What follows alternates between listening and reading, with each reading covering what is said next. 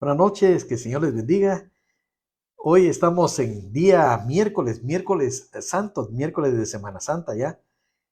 Alice Ovalle, qué bendición de poderte aquí saludar y que nuevamente estuvimos juntos estudiando la bendita palabra del Señor.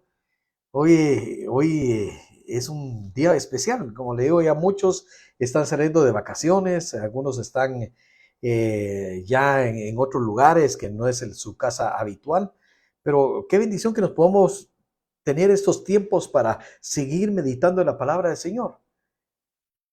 Hace ya muchos años yo oí un predicador, un pastor amigo que respeto y amo mucho, que decía que teníamos que tener la actitud de Señor, donde Jesús decía, mi Padre trabaja y yo trabajo.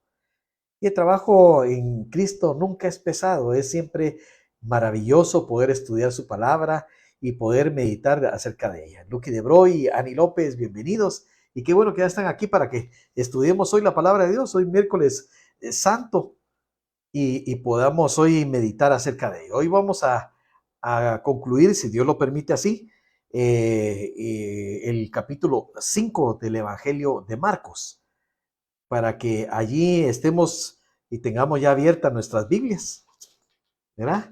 Tengo aquí mi Biblia, por cierto es un forro que me regaló mi sobrina, y para proteger mi Biblia, que es la que he tenido ya durante bastantes años y me sirve para predicar.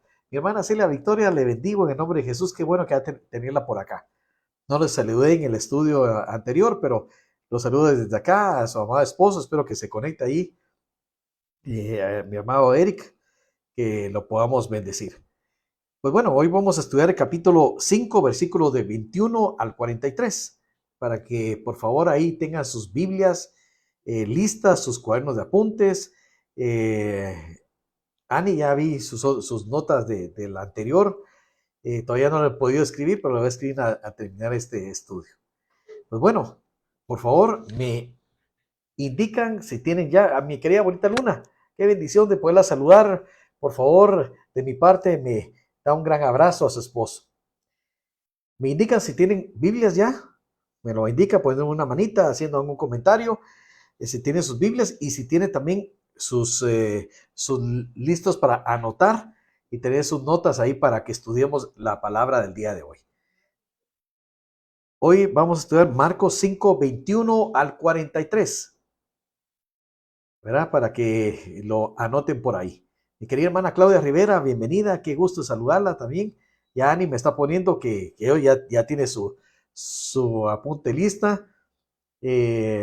Gracias, mi querida abuelita Luna, que por cierto he visto sus notas, mi abuelita, qué bonito también sus apuntes, igual que los hermanos que nos envían sus apuntes tan hermosos, me motiva mucho. Mi hermana Claudia Rivera me dice que ya está lista, que tiene su Biblia, tiene sus apuntes por ahí, ¿verdad? Entonces, bueno, iniciamos a estudiar. Lucky de Broy, lista, y abuelita Luna, muy bien, muy listos. Bueno, entonces vamos a iniciar leyendo Marcos 5, 21. Pasando otra vez Jesús en una barca a la otra orilla, se reunió alrededor de él una gran multitud, y él estaba junto al mar. Y vino uno de los principales de la sinagoga, llamado Jairo, y luego que le vio, se postró a sus pies y le rogaba mucho diciendo: mi hija está agonizando. Ven y pon las manos sobre ella para que sea salva y vivirá. Fue pues con él y le seguía una gran multitud y le apretaban. Lo tenemos ya aquí para empezar a estudiar la palabra de Dios. Mira, este último tramo del capítulo 5 hay dos historias y las dos con un significado, con una enseñanza tan hermosa, tan profunda, que se ha hablado de ellas durante siglos. Primero empezamos con el versículo 21, donde nos dice que Jesús, luego de expulsar a aquellos demonios y libertar a aquel hombre que en Gadara estaba sometido bajo una legión de demonios, Jesús solo llegó allá con el propósito de libertar a aquel hombre. Y luego nos dice que se montó a la barca y regresó. Él regresó a las orillas del mar de Galilea. O sea que estaba en Galilea, fue a Gadara, libertó al hombre y regresó. Y entonces nos dice que cuando regresó, dice que una gran multitud lo rodeó y él estaba junto al mar. Y cuando él llegó, había esa multitud porque estaban impactados por el poder, por la palabra de Dios. Cuando dice que uno de los principales de la sinagoga, llamado Jairo, y luego que le vio, se postró a sus pies. Los principales de la sinagoga estaban incluso por encima de los ancianos de las sinagogas locales. Algunos de los principales de las sinagogas estaban a cargo de los servicios, estaban a cargo de la supervisión de los asuntos de las demás sinagogas. Algunos principales tenían a su cargo varias sinagogas. Eran hombres que tenían cierto prestigio, que tenían reconocimiento dentro de las comunidades. Muy probablemente era un fariseo. Y llama la atención que los fariseos eran aquellos que se habían estado oponiendo a Jesús. Porque su forma y las tradiciones que ellos habían implementado, las habían puesto por sobre los mandamientos de Dios. Y este principal de sinagoga, uno de los que debería ser un referente de esa doctrina de fariseos, dice que cuando vio a Jesús, llegó y se postró a sus pies. El postrarse a los pies de Jesús denotaba una posición de sumisión, una posición de sometimiento. Y esto era extraño, que un grupo que se creía por encima de los demás, ahora venía a postrarse delante de Jesús. Y vemos por qué, porque dice el versículo 23, y le rogaba mucho diciendo, mi hija está agonizando, ven y pon las manos sobre ella para que sea salva y vivirá. Este hombre tenía una situación difícil, una situación de crisis. Y dice que le rogaba mucho. El ruego va más allá que una petición o una invitación. El ruego es una petición con súplica. Cuando nosotros rogamos, nosotros estamos suplicando una respuesta favorable. Pero ya nuestra posición ya no es una posición de altivez, es una posición de sumisión, sabiendo que la persona que está delante de nosotros, a la cual le estamos pidiendo, tiene una posición mayor. Y este hombre dice que le decía, mi hija está agonizando. Su hija amada estaba muriendo. Cuando hay una necesidad tan profunda, se quita muchos de los prejuicios que pudieran haber tenido este hombre. Él probablemente vio las sanidades, escuchó los mensajes, seguramente estuvo cuando Jesús sanó en día sábado entre las sinagogas y tal vez, no lo dice aquí, pero pudo haber sido uno de los que lo criticó. Pero ante el acontecimiento difícil de una hija muriendo, ya no le importa ni nombre, ni puesto. Se postra ante él y le ruega. Y le dice, mi hija está agonizando. Ven y pon tus manos, pon las manos sobre ella para que sea salva y vivirá. Pon las manos sobre ella. Mira, a mí me llama la atención esto. Porque primero este hombre se postra. Luego le dice, ven, pon las manos sobre ella y ella vivirá. Porque él había visto el poder que se desataba con el contacto físico de Jesús al poner sus manos. Hay toda una doctrina de la imposición de manos aquí en el Nuevo Pacto. Incluso el apóstol Pablo nos dice que es una de las doctrinas básicas, la doctrina de la imposición de manos. Y lo vamos a ver más adelante, vamos a estudiar la doctrina de la imposición de manos. De una vez lo voy a apuntar aquí, la doctrina, para poderlo enseñar con ustedes. Y una de las formas que Jesús nos enseña es el contacto físico para sanidad de los enfermos. Y les voy a dar unos ejemplos, si están listos para apuntar. Por favor. Jesús era una de las prácticas que tenía para sanidad. Marcos capítulo 6, aquí mismo. Lo vamos a ver y voy a tomar varios ejemplos de Marcos, porque aquí está. Marcos 6:2. Si quieren, les voy a dar las citas, son algunas citas, y luego yo las voy a leer. Para que apunten, por favor. Marcos capítulo 6, versículo 2. Marcos capítulo 6, versículo 5. Marcos 16, 18. Y le voy a dar dos de Lucas para que estemos aquí un poco balanceados, ¿verdad? Lucas 4:40. No van a pensar que es un músico del mundo, ¿verdad? Lucas 4:40 y Lucas 13:12. Son varios, por eso lo voy a leer algo rápido. Ahí pueden revisar luego este video en vivo para poder tener los versículos. Marcos 6:2. Dice, y llegado el día de reposo, comenzó a enseñar en la sinagoga. Y muchos oyéndole se admiraban y decían, ¿de dónde tiene estas cosas? ¿Y qué sabiduría es esta que le es dada?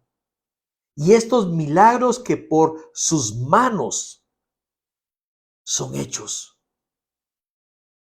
Estos milagros que por sus manos son hechos. Las manos tienen algo que ver siempre en el quehacer del poder de Dios. Marcos 6:5. Dice la palabra, ya vamos a llegar a ese capítulo, pero es solo para la imposición de manos y por qué Jairo quería que impusiera manos a su hija. Y dice Marcos 6:5, y no pudo hacer allí ningún milagro, salvo que sanó a unos pocos enfermos, poniendo sobre ellos sus manos. Jesús ponía las manos sobre los enfermos para impartir sanidad. Tomé varios porque incluso los apóstoles hay muchos ejemplos, pero quería tener algunos ejemplos de Jesús. Marcos 16:18, un mandato de Jesús. Marcos 16:18, este es el mensaje de la gran comisión. Dice, tomarán en las manos serpientes, y si bebieren cosa mortífera, no les hará daño. Sobre los enfermos pondrán sus manos y sanarán. Lucas 4:40. Quería estos pasajes porque quiero darles un panorama amplio de cómo Jesús ministraba sanidad. Lo hacía de muchas maneras, pero esta era una de las formas usuales del Señor. Lucas 4:40, y que nos manda a nosotros, ya lo vimos. Al ponerse el sol, todos los que tenían enfermos de diversas enfermedades, los traían a él. Y él, poniendo las manos sobre cada uno de ellos, los sanaba. Y poniendo las manos sobre cada uno de ellos, los sanaba. Lucas 13:12, y con eso termino. Hay muchos más pasajes, pero quería dar bien la forma de cómo vemos a Jesús sanar en una forma bastante general. Lucas capítulo 13 y versículo 12. Cuando Jesús la vio, la llamó y le dijo: mujer, eres libre de tu enfermedad. Y puso las manos sobre ella, y ella se enderezó luego y glorificaba a Dios. Y entonces vemos ese patrón en cuanto a cómo Jesús manifestaba la sanidad del Padre sobre las personas, poniendo sus manos. Y por eso Jairo le dice aquí: por favor, ven, pon las manos sobre mi hija para que sea salva. Y entonces dice que enseguida Jesús se fue con él. Y había una gran multitud que lo seguía. Por varias razones, seguramente. Había una gran multitud esperando a Jesús, esperando ver milagros, esperando oír su voz. Y sobre todo cuando viene este hombre tan importante y le ruega que vaya con él, la multitud decide seguirlo. Me imagino que debe haber sido un grupo grande de personas con aquel bullicio y todos queriendo estar cerca de Jesús. Y dice el versículo 25, Marcos 5:25. Pero una mujer que desde hacía 12 años padecía flujo de sangre y había sufrido mucho de muchos médicos y gastando todo lo que tenía y nada había aprovechado, antes le iba peor. Cuando oyó hablar de Jesús, vino por detrás de la multitud y tocó su manto, porque decía: si tocare tan solamente su manto, seré salva. Y enseguida la fuente de su sangre se secó y sintió en el cuerpo que estaba sana de aquel azote. Y entonces nos habla aquí de una historia que se da en medio de otra historia. Jesús caminando hacia la casa de Jairo, envuelto en una multitud de personas que lo seguían, y una mujer con una enfermedad terrible, probablemente, no sé, una hemorragia interna, ¿verdad? Independientemente del diagnóstico que podríamos decir hoy a estas alturas con el conocimiento médico, aquí está la doctora Lucrecia, no sé, podría ser un tumor, podría ser un sinfín de situaciones. Y se nos dice que el conocimiento médico de la época no la había podido curar. Por más, dice que había gastado todo lo que tenía en médicos. Nada había aprovechado, sino que le iba peor. Obviamente era una enfermedad que le causaba tremendo, probablemente dolor, debilidad y de todo tipo de situaciones, porque una mujer en esa época, cuando estaba en su periodo menstrual, no podía ser tocada por su esposo o por ningún hombre, su padre, sus hijos, porque ellos quedarían inmundos para poder acercarse a los sacrificios de Dios. Había restricciones. Pero esta mujer tenía una hemorragia constante interna que la hacía inmunda en su comunidad. Incluso Lucas, en el Evangelio de Lucas, ustedes se recordarán que Lucas, el evangelista, era médico. Lucas sugiere que esta enfermedad era incurable para la época, incurable por los métodos médicos y el conocimiento médico de la época. Lucas 8:43.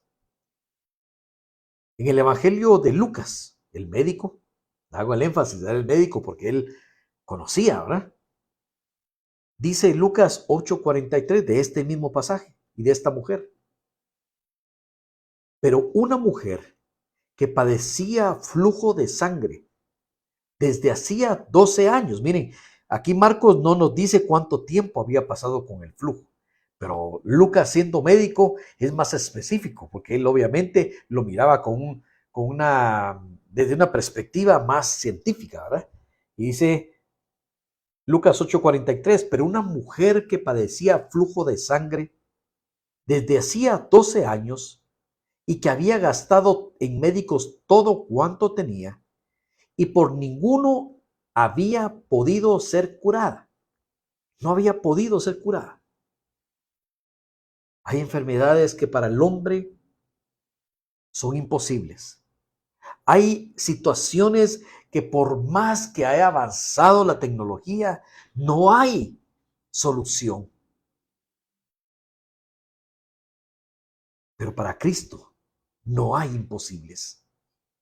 Y ella oyó de Jesús, de los milagros que sucedían a través de él. Incluso puede ser que ella misma haya presenciado algún milagro. Y de forma escondida, aprovechando la multitud, porque ella no se podía acercar a nadie con ese flujo de sangre. Pero cobijada entre la multitud, que no la podían reconocer entre una gran multitud, se acercó a escondidas. Miren, Jesús no puso su mano sobre ella. Acabamos de ver toda una serie de versículos en cuanto a la imposición de manos de Jesús para sanidad. Pero aquí vemos lo contrario, porque en los versículos que vemos a Jesús acercándose al necesitado. Pero aquí vemos cómo esta mujer creyó que aún un leve contacto del Señor sería suficiente para sanarla. Y aquí está podríamos decir, lo principal. Porque ella no lo tocó como los demás. Había una multitud que estaba alrededor de Jesús, pero ella no lo tocó como los demás que estaban a su alrededor. Lo tocó con fe en su poder y fue sanada. El contacto con el Rey de Reyes y el Señor de Señores no fue un contacto natural, un contacto como si no pasara nada. Fue un contacto de fe que se estaba acercando a su Señor. Y dice que enseguida la fuente de su sangre se secó y sintió en el cuerpo que estaba sana de aquel azote. Versículo 30. Luego Jesús, conociendo en sí mismo el poder que había salido de él, volviéndose a la multitud, dijo: ¿Quién ha tocado mis vestidos? Jesús hizo la pregunta: ¿quién ha tocado mis vestidos? Sabiendo que poder salió de él. Cuando nos acercamos a Dios en fe, poder sale de Cristo para bendición tuya. Cuando con fe nos acercamos a Dios, poder sale de él. Poder de sanidad, poder de restauración, poder de provisión sobre nosotros. Y Jesús hizo la pregunta, no por ignorar quién había sido, porque Jesús es Dios y Dios lo sabe todo. sino para hacer salir a la mujer de la multitud. Las preguntas de Dios, lo hemos hablado muchas veces, no es porque Él no sepa, sino que es para evidenciar lo que hay en el corazón. La pregunta era para hacer salir a la mujer de la multitud, para permitirle a ella manifestar el testimonio de lo que había sucedido y que ella pudiera alabar a Dios ya en medio de su pueblo. Una mujer que había estado separada de su pueblo, una mujer que había sido tomada por inmunda. Jesús la llama en medio de su pueblo. Y en el versículo 31 dice la palabra, y sus discípulos le dijeron: ¿ves la multitud? ¿Ves que la multitud te aprieta? Y dices: ¿quién me ha tocado? Pero él miraba alrededor para ver quién había hecho esto. Entonces la mujer, temiendo y temblando, sabiendo lo que en ella había sido hecho, vino y se postró delante de él y le dijo toda la verdad. Los discípulos habían estado presenciando muchas cosas, porque vivían, caminaban, comían con Jesús. Pero aún a pesar de todo, no habían sido completamente renovados en un entendimiento espiritual. Y le hacen una pregunta natural: pero mira, estamos en una multitud, todo el mundo se está tocando, y ¿cómo dices tú, quién me ha tocado? Porque hay una dimensión diferente cuando alguien se acerca a Dios en fe. Y eso es reconocido por Dios. Dios te conoce aún en medio de las multitudes. Aún en medio de gentíos, Dios te reconoce a ti, que te acercas con fe a Él. Muchos podrán acercarse a Dios y se acercan a Dios a través de Jesús, pero lo enfocan de una manera diferente, como que Él fuera un simple hombre, un simple líder espiritual, un simple creador de una religión. Y no tendrán nada. La multitud que lo apretó y lo tocó sin fe no se llevó nada. Pero una mujer que se acercó con fe a él fue reconocida en medio de la multitud y fue sanada. La curación fue completa, porque le dice, y él le dijo, versículo 34, y él le dijo: hija, tu fe te ha hecho salva. Ve en paz y queda sana de tu azote. La curación que sucedió en ese momento por tener un leve contacto con el Señor de la gloria fue una sanidad completa. Pero no solo eso, porque la fe sencilla, la fe con la que se acercó a Jesús, la condujo a la salvación espiritual y la llenó de paz. Mira todo lo que sucedió por un simple gesto de una mujer. Primero fue sanada, luego fue reivindicada en medio de todo su pueblo. Y luego fue hecho salva, y con la salvación vino paz para su vida. La paz que no había tenido probablemente por 12 años, vino a ella de una manera diferente y total. Porque la bendición de Dios es la que enriquece y no añade tristeza con ella. Cuando Dios te bendice, no bendice únicamente lo que tú pediste, sino que te bendice integralmente. La bendición de Dios enriquece todo nuestro ser. Esta mujer fue sanada, fue salvada, fue restaurada y fue llena de paz. Pero cambiamos nuevamente el panorama, porque mientras esto estaba sucediendo, dice el versículo 35, claro, fue una cosa gloriosa. Versículo 35 dice: Mientras él aún hablaba, vinieron de la casa del principal de la sinagoga diciendo: tu hija ha muerto. ¿Para qué molestan más al maestro? Pero Jesús, que oyó lo que se decía, dijo al principal de la sinagoga: no temas, cree solamente. Y no permitió que le siguiese nadie, sino Pedro, Jacobo y Juan, hermano de Jacobo. Y vino a la casa del principal de la sinagoga y vio el alboroto y a los que lloraban y lamentaban mucho. Miren, Jesús se detuvo un momento en el caminar. Jairo lo estaba jalando para llevarlo lo más rápido posible con su hija que estaba agonizando. ¿Era una emergencia? Sí, era una emergencia. Era debido a muerte, era debido a muerte.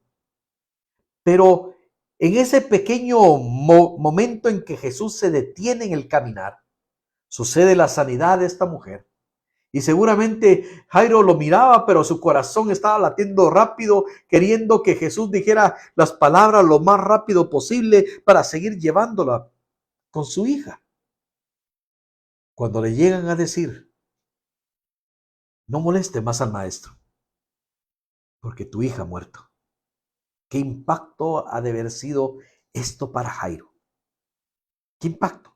Y para los que estaban ahí, Jairo teniendo una pequeña esperanza, seguramente siendo un hombre principal, ya habían llegado médicos a verla. Pero ya le habían dicho que no había posibilidad. Y ahí le van a decir: tu hija está muerta. Pero dice, miren la respuesta tan impactante, que le dice: no temas, cree solamente, no temas. Y esto me lleva a pensar que para nosotros el tiempo parece, nosotros todo lo queremos ya porque sentimos que nos ahogamos cuando tenemos un problema. Sentimos que tiene que ser la solución ya, la respuesta en este momento, o moriremos, o pasará algo tremendo. Pero a Cristo nada lo toma por sorpresa. Y el tiempo en Él es perfecto. Nada es antes o después. Y nada es imposible para Él. Lo importante es creer. Aunque pensemos en nuestro tiempo mortal y la verdad que la angustia nos llegue en el momento que necesitamos ya, si podemos confiar en Él, si podemos creer en Cristo, no temas, cree solamente. En Marcos, cabal aquí en Marcos 9:33, este mismo principio lo expone Jesús. Marcos 9:23 dice la palabra: Jesús le dijo: si puedes creer, al que cree, todo le es posible. Si puedes creer, al que cree, todo le es posible. Y a Jairo le digo: no temas, no temas. ¿Cuál era el temor de Jairo? Obviamente, su hija. Su hija se estaba muriendo y ahora su hija está muerta. Lo más terrible que Jairo podía esperar es oír era la muerte de aquella hija que él amaba. Entonces, dice la escritura, miren, que no permitió que le siguiese nadie, sino solo Pedro, Jacobo y Juan, el hermano de Jacobo. Miren, esta es la primera vez en el Evangelio de Marcos que se le da una posición especial a estos tres discípulos.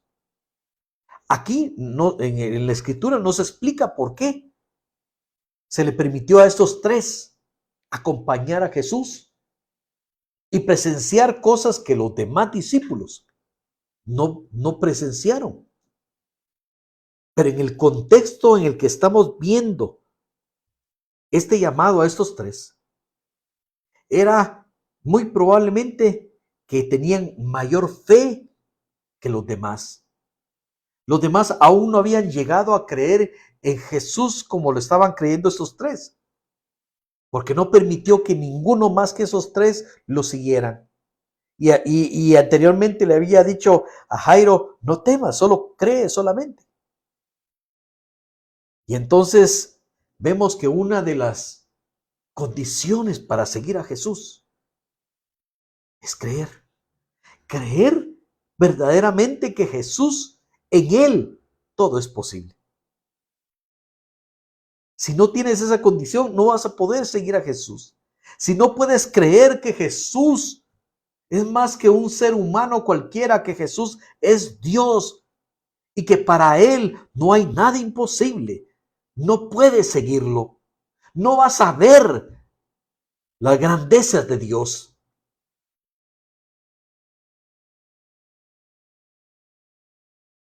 Y dice el versículo 38.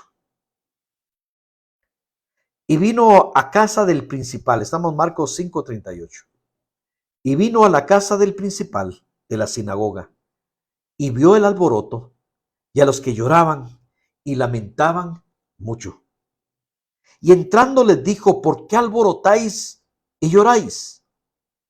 La niña no está muerta, sino duerme. Y se burlaban de él. Mas él, echando fuera a todos, tomó al padre y a la madre de la niña y a los que estaban con él, y entró donde estaba la niña. En la cultura de ese tiempo, el entierro se hacía poco después de que la persona moría. No había un velatorio como tal, como lo conocemos actualmente, ¿verdad? Que se deja normalmente un día o más días, dependiendo si preparan el cuerpo de la persona. Sino que en ese tiempo, luego de la muerte, al poco tiempo la iban a enterrar. Y entonces el duelo empezaba inmediatamente. El lloro, el lamento, empezaba inmediatamente con la muerte, porque el entierro iba a ser muy pronto. Y también había, según los historiadores, habían personas a las que se les pagaban por hacer lamentos ruidosos, que eran las lloronas, podríamos decir, ¿verdad? Eran personas que se les pagaba para que hicieran como llanto, gritos de dolor. ¿Perdón? Pues ellas eran las que lloraban. Y entonces Jesús llega a ese lugar y les dice, ¿por qué alborotan? Claro, era lo normal, era lo usual. Pero ¿por qué llega Jesús y dice, ¿por qué? Dice, ¿por qué alborotáis y lloráis? ¿Por qué? Bueno, diríamos, si nosotros vemos, pero si es lo normal, vas a un velorio y vas a ver que hay personas sufriendo, doloridas, llorando, vas a un entierro. Nos ha tocado tantas veces hacerlo como parte del ministerio a que Jesús nos ha dado de dar consuelo a las personas. Pero la pregunta no era una pregunta para confrontar a la gente, simplemente que estaban haciendo algo inusual, sino la pregunta era, ¿por qué lloraban? ¿Por qué alborotaban si el Dios de la vida estaba presente? Y ellos no lo reconocían.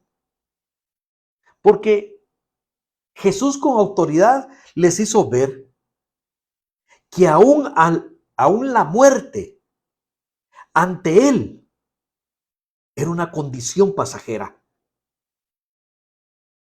La gente de ahí no podía ni siquiera imaginar que había un poder mayor que la muerte, porque el gran enemigo del ser humano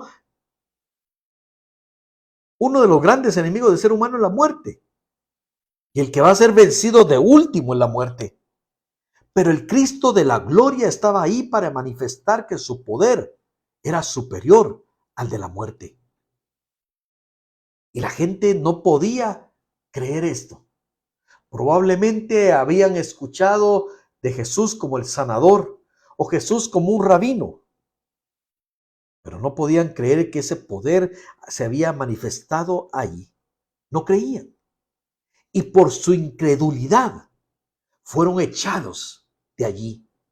Fueron descalificados de ser testigos de lo más extraordinario del poder de Dios.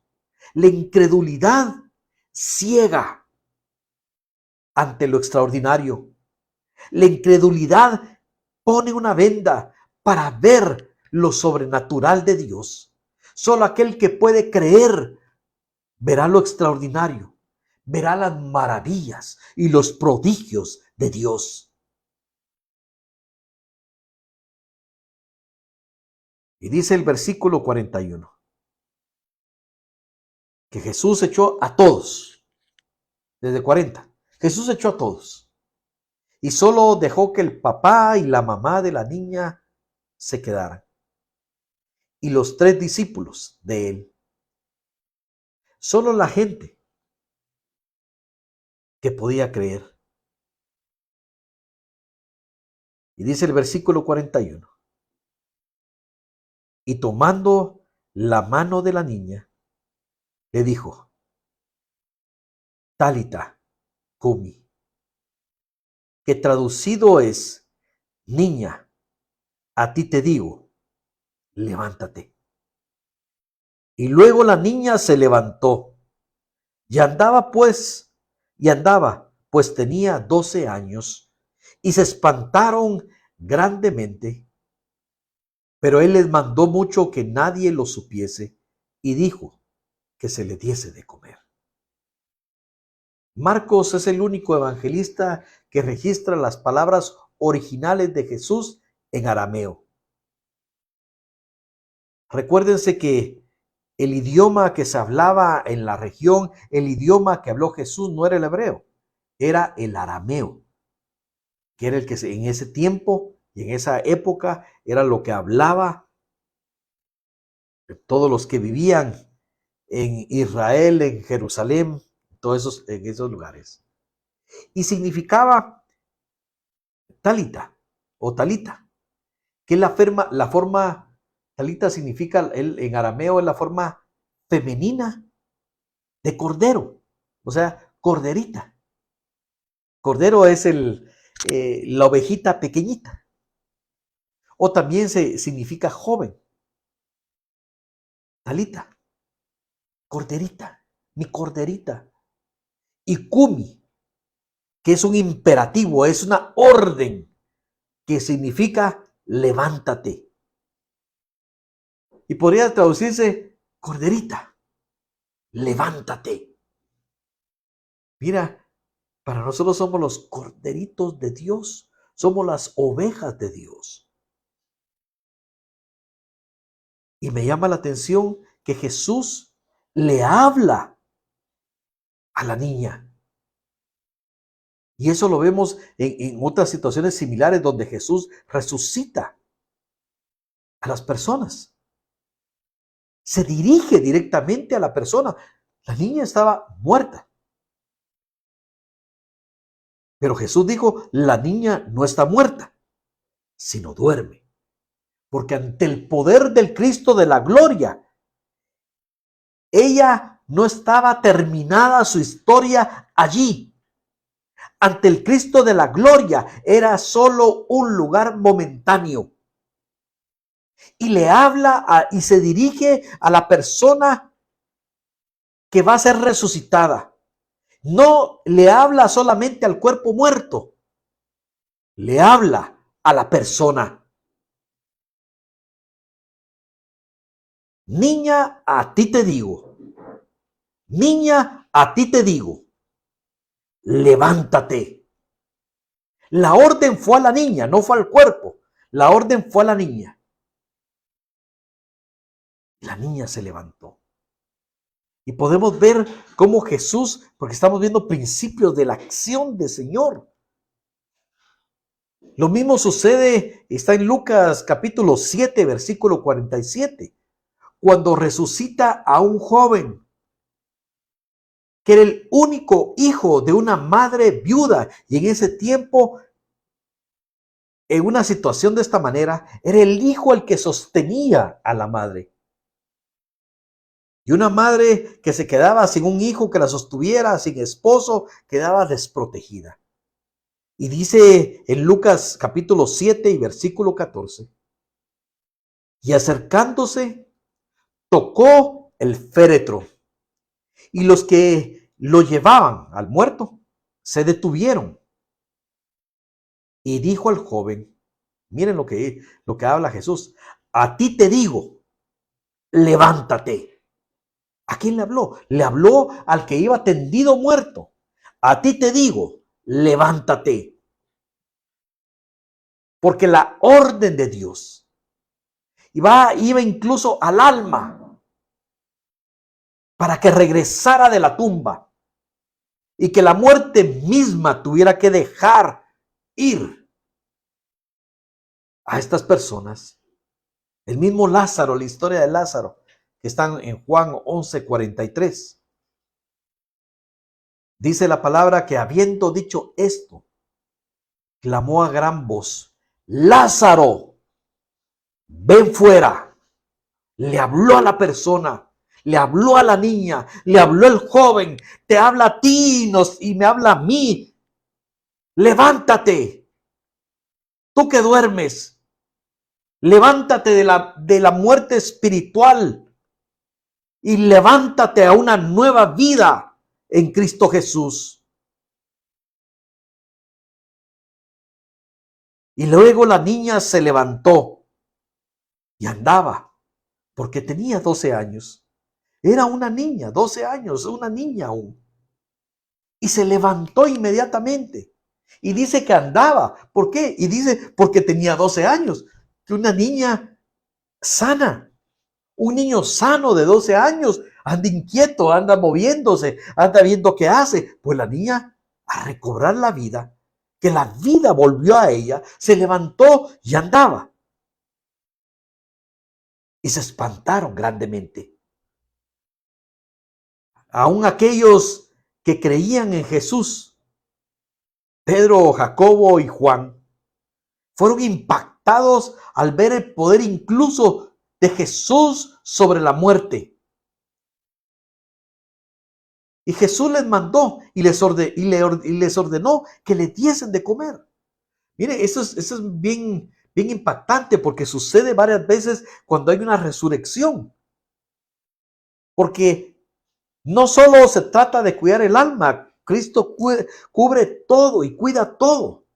Esta niña murió, resucitó, y ahora también el cuerpo debía ser alimentado.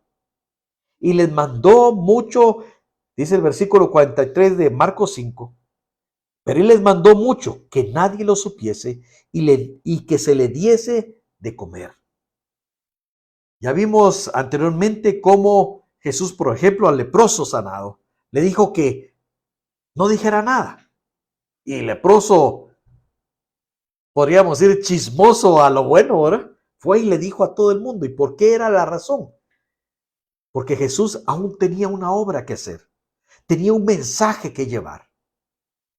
Y no quería que fuera estorbado por un montón de gente que solo llegaba a él por querer observar milagros, sino que fueran impactados con ese mensaje de salvación, por ese evangelio de la salvación que él traía, esas buenas nuevas en que el reino de los cielos se ha acercado. Cristo hizo una obra tremenda, pero más que los simples milagros, era manifestar que el poder de Dios había llegado en ese momento, que había un tiempo de gracia, que la gloria de Dios estaba manifestando sobre un pueblo necesitado, que aún la muerte sería vencida, que tenía un tiempo de caducidad, que la muerte a la que no podía ser vencida por un ser humano, era vencida por el poder de Dios. Hoy vamos a detenernos ya aquí un momento y con eso hemos terminado el capítulo 5 de Marcos, porque quiero orar por tu vida. Si hay situaciones que parecen imposibles en tu vida, o momentos donde tú piensas que, Señor, necesito ya este milagro, pongámonos en las manos de Dios. Entremos en el tiempo de Dios. En el tiempo de Dios, Dios da el momento y la oportunidad para manifestarse a tu vida. Voy a orar por ti. Padre, hoy hemos escuchado tu palabra, Señor. Y cómo la fe movió tu mano. Cómo el contacto de fe, de acercarse al Señor, trajo sanidad y trajo resurrección de vida. Padre, hoy a tus hijos, a tus hijas que se acercan con fe a ti, hoy tus palabras resuenan. No temas, no temas. Cree solamente. Cree que Dios, por medio de Cristo Jesús, te puede sanar. Que Jesús puede libertarte de la enfermedad, del vicio, de las ataduras, incluso de la muerte. No temas, cree solamente. Padre, hoy pido, Señor, por aquellos que hoy están trayendo su petición ante ti. Hoy que se acercan a tu trono, Señor, creyendo. Y como Jairo rogando humildemente, postrado, reconociendo tu señorío por su petición. Que hoy tus palabras se extiendan sobre ellos. Así como lo dijiste a aquella niña que estaba tendida en su lecho de muerte. Talita cumi,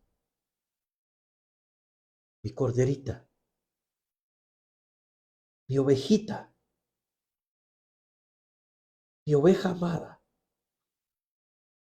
levántate. Te ordeno, levántate. Arréglate, levántate. Porque como dice la Escritura, mi poder se perfecciona en la debilidad. Hoy que el poder de Dios se perfeccione en medio de tu debilidad. En medio de donde ya no puede llegar la mano del ser humano. Por más conocimientos, por más dinero que se quiera pagar, donde ya no llega el poder del hombre, se perfecciona el poder de Dios. Talita cumi. Corderito, corderita, a ti te digo, levántate, levántate, en el nombre de Jesús. Amén. Y amén. Bendigo sus vidas en el nombre de Jesús, nuestro Señor y Salvador, el que tiene todo poder y el que nos ama, el que dio su vida por ti y por mí. Creamos en Cristo Jesús y veremos lo extraordinario de su poder. Que la paz del Señor quede con ustedes. Les bendigo en el nombre de Jesús. Mi hermana Sandra Moscoso, le bendigo en el nombre de Jesús. La amamos en el nombre de Jesús. Hermana Patti Orellana, pastora Patti, le bendecimos en el nombre de Jesús. Mi hermana Norma Hadbon, un gran abrazo para su vida. La amamos en el nombre de Jesús. Que Dios guarde su mente y sus corazones. Mi hermano Eric Calvillo, hoy sí lo saludo con toda propiedad. Muchas bendiciones. Que el Señor les dé un descanso tranquilo. Pero sobre todo que la paz de Dios guarde nuestra mente. Que podamos esperar sabiendo que hay un Dios que llegará a tiempo en nuestro rescate. En el nombre de Jesús. Amén. Los bendigo. Los esperamos el domingo. Tenemos enseñanza de la palabra del Señor. Que el Señor les bendiga. Muy buenas noches a cada uno de ustedes.